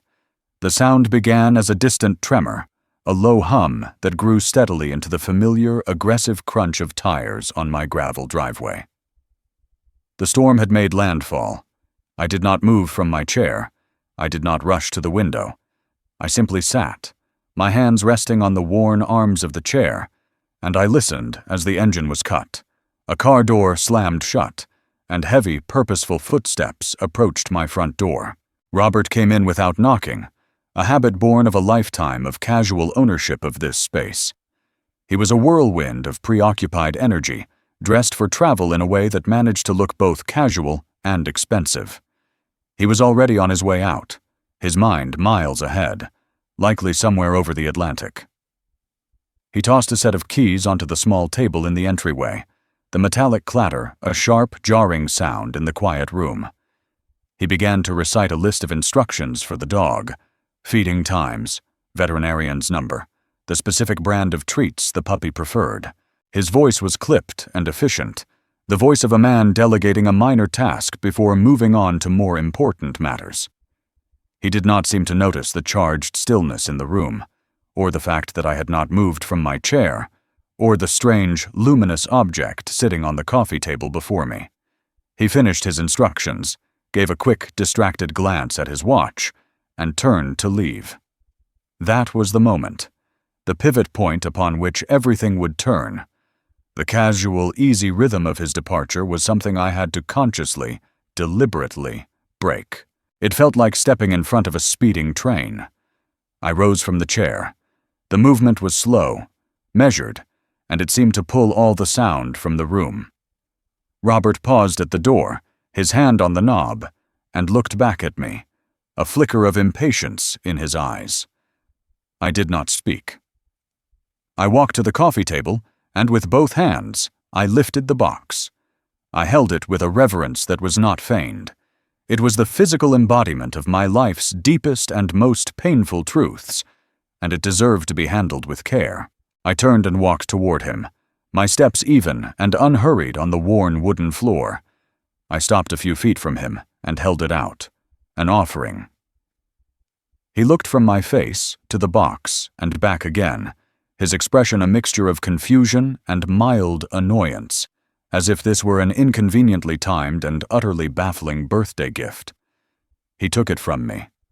I watched his hands, his soft, uncalloused, manicured hands, as they closed around the warm, polished maple that my own scarred and calloused hands had spent a lifetime learning how to shape. For a moment, he just held it, turning it over, his eyes taking in the seamless dovetailed joints and the shimmering, spectral eyes of the wood.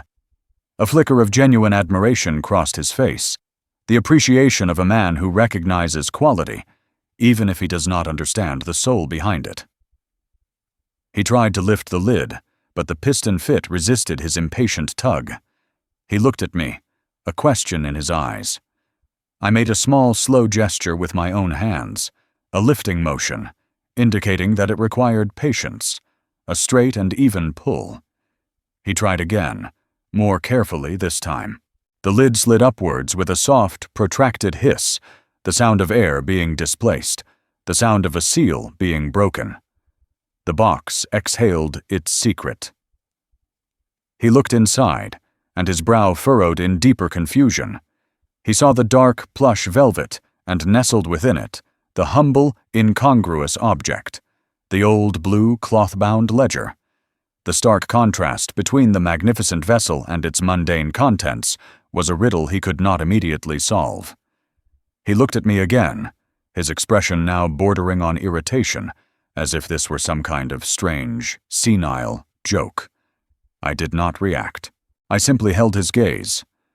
My part in the conversation, the part that involved action and creation, was over. He reached in and lifted the ledger out. It looked small and insignificant in his hands. He opened it to the first page. He read the neat, faded script. And in that moment, as his eyes scanned the first few lines, I turned away from him.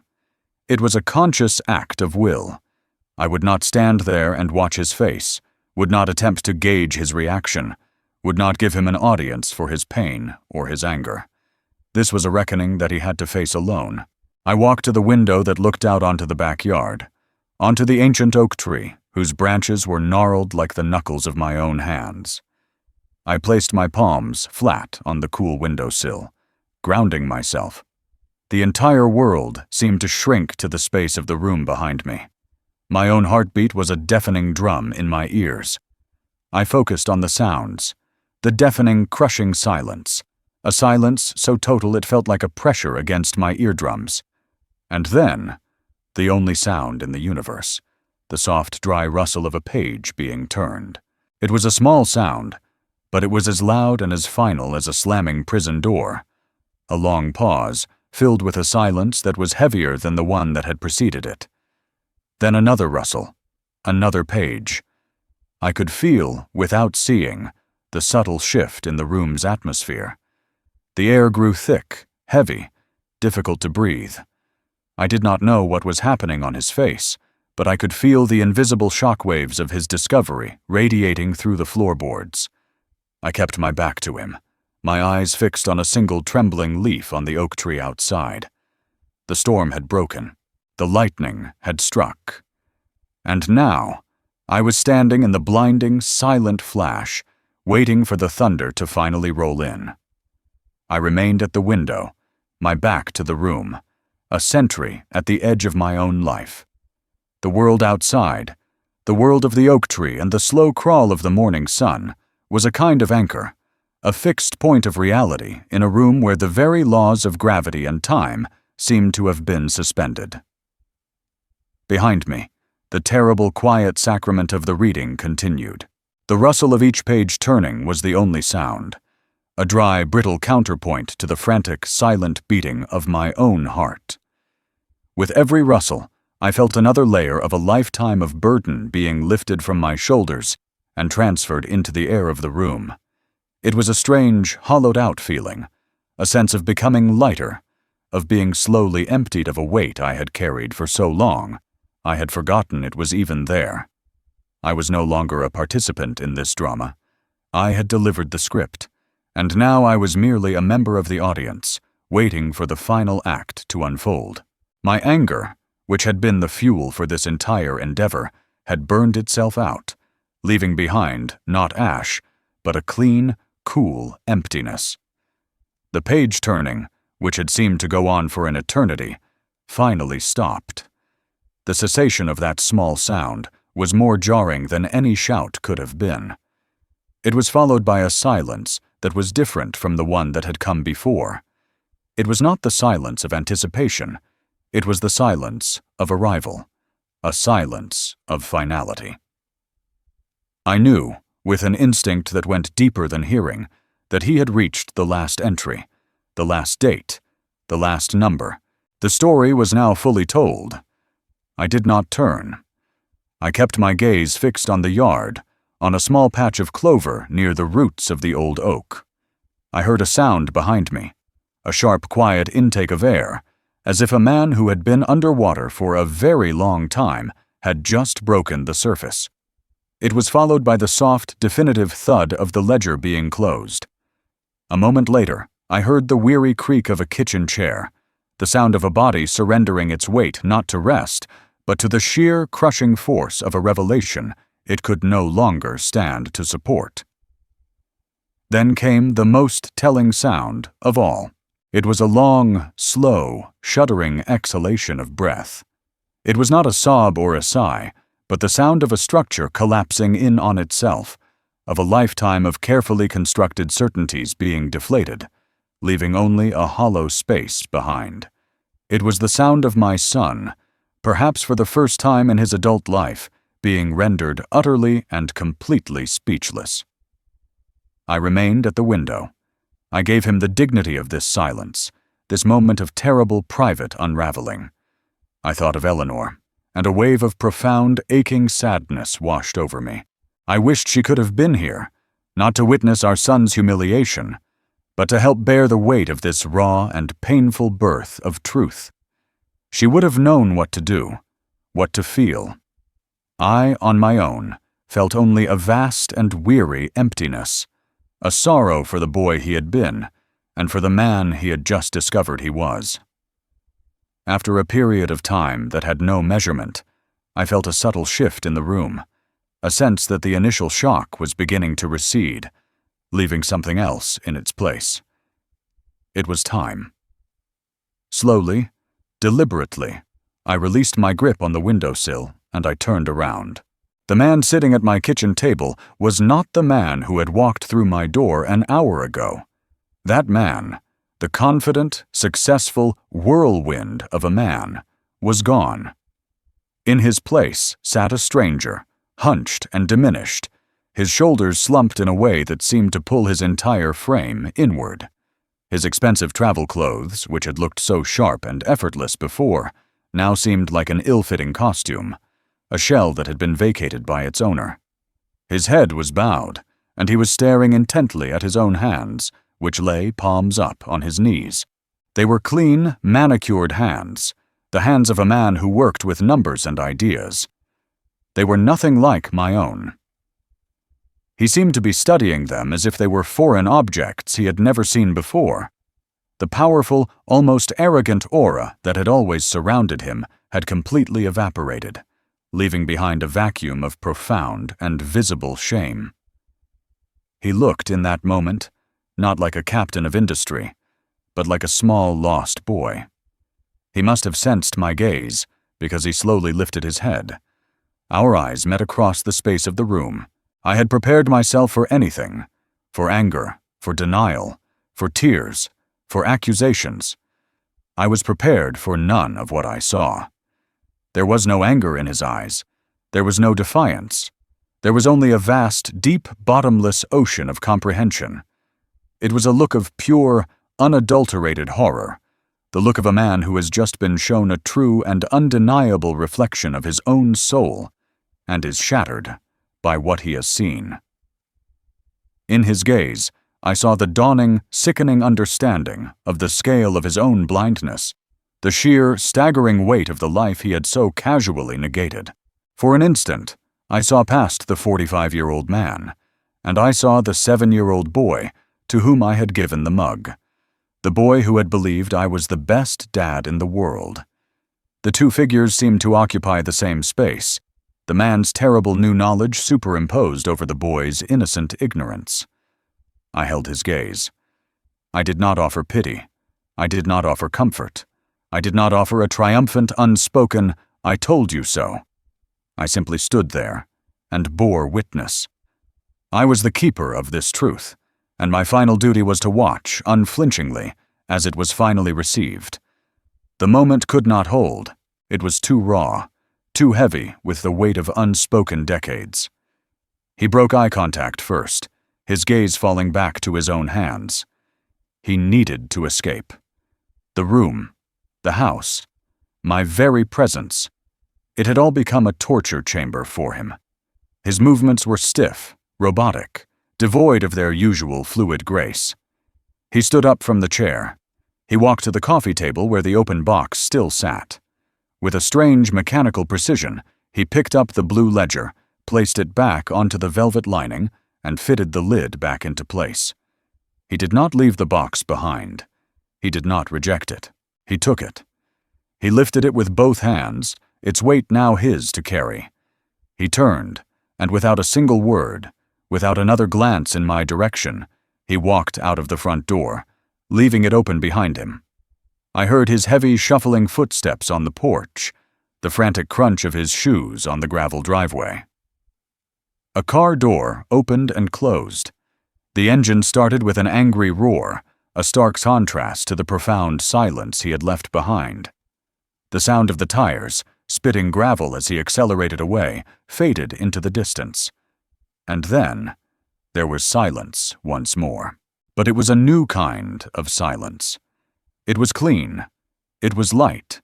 It was the quiet, peaceful air that settles over a landscape after a great and terrible storm has finally passed. The battle was over, and I was still standing. In the immediate aftermath, after the sound of his car had completely dissolved into the vast, indifferent silence of the Maine woods, the house felt unnervingly large and empty. But it was a clean, hollowed-out emptiness, like a vessel that has been scoured and rinsed of a long-settled stain. The air itself seemed lighter, easier to breathe. I walked through the rooms, my footsteps echoing in a way they hadn't before. I went to the dining table, where the sad remnants of that last, terrible meal still sat, a ghostly tableau of my humiliation.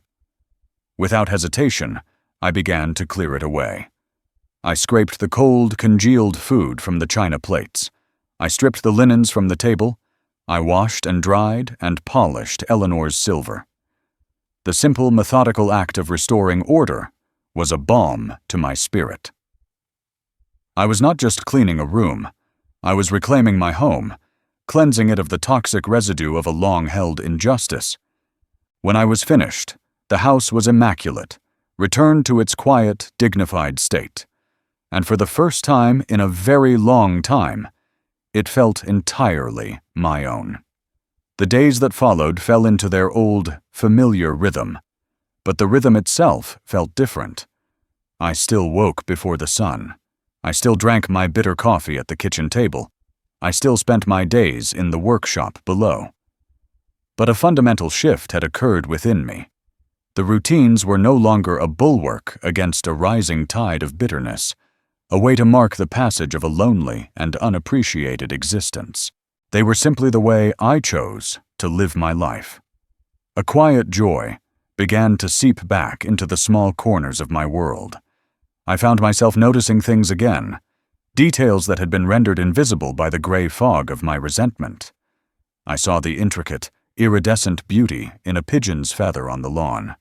I tasted the full, rich flavor of the coffee on my tongue.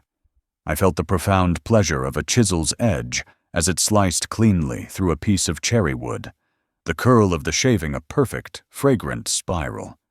The world, which had seemed so muted and faded, was slowly regaining its color. Weeks passed. There were no phone calls, no letters, no emails.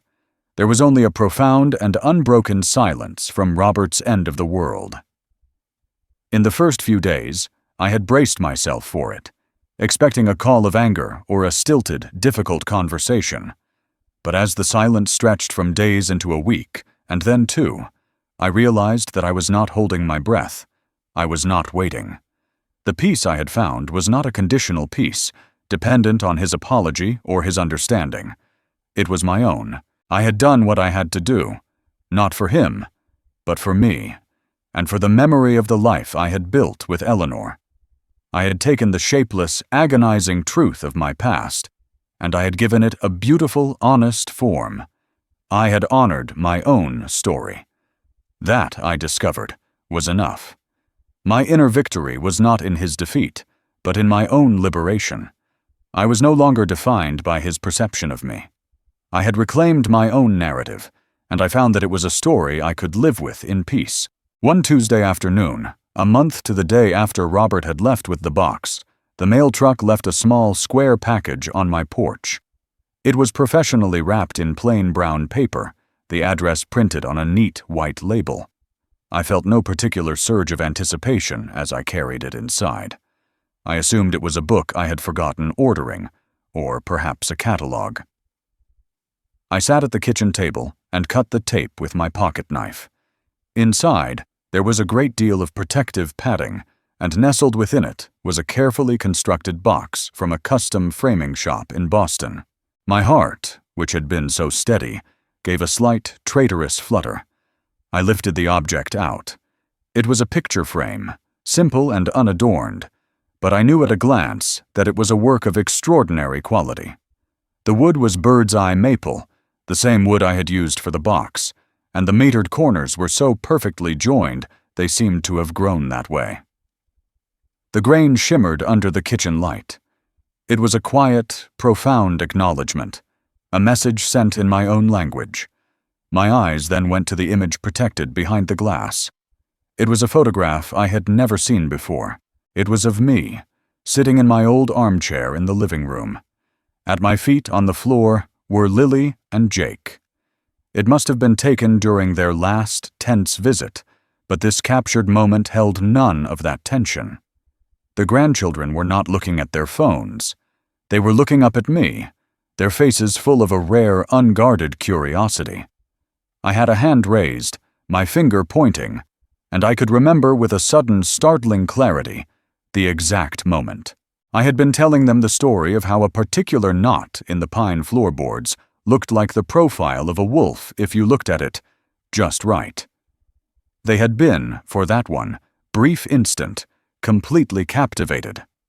It was a picture of a moment I hadn't even realized was significant. A small island of genuine connection in a sea of familial distance. It was a picture of me, not as a relic, not as a functionary, but as a grandfather. I held the framed photograph in my hands, and I understood. There would be no letter of apology, no grand emotional phone call. There would not be the kind of reckoning that happens in movies.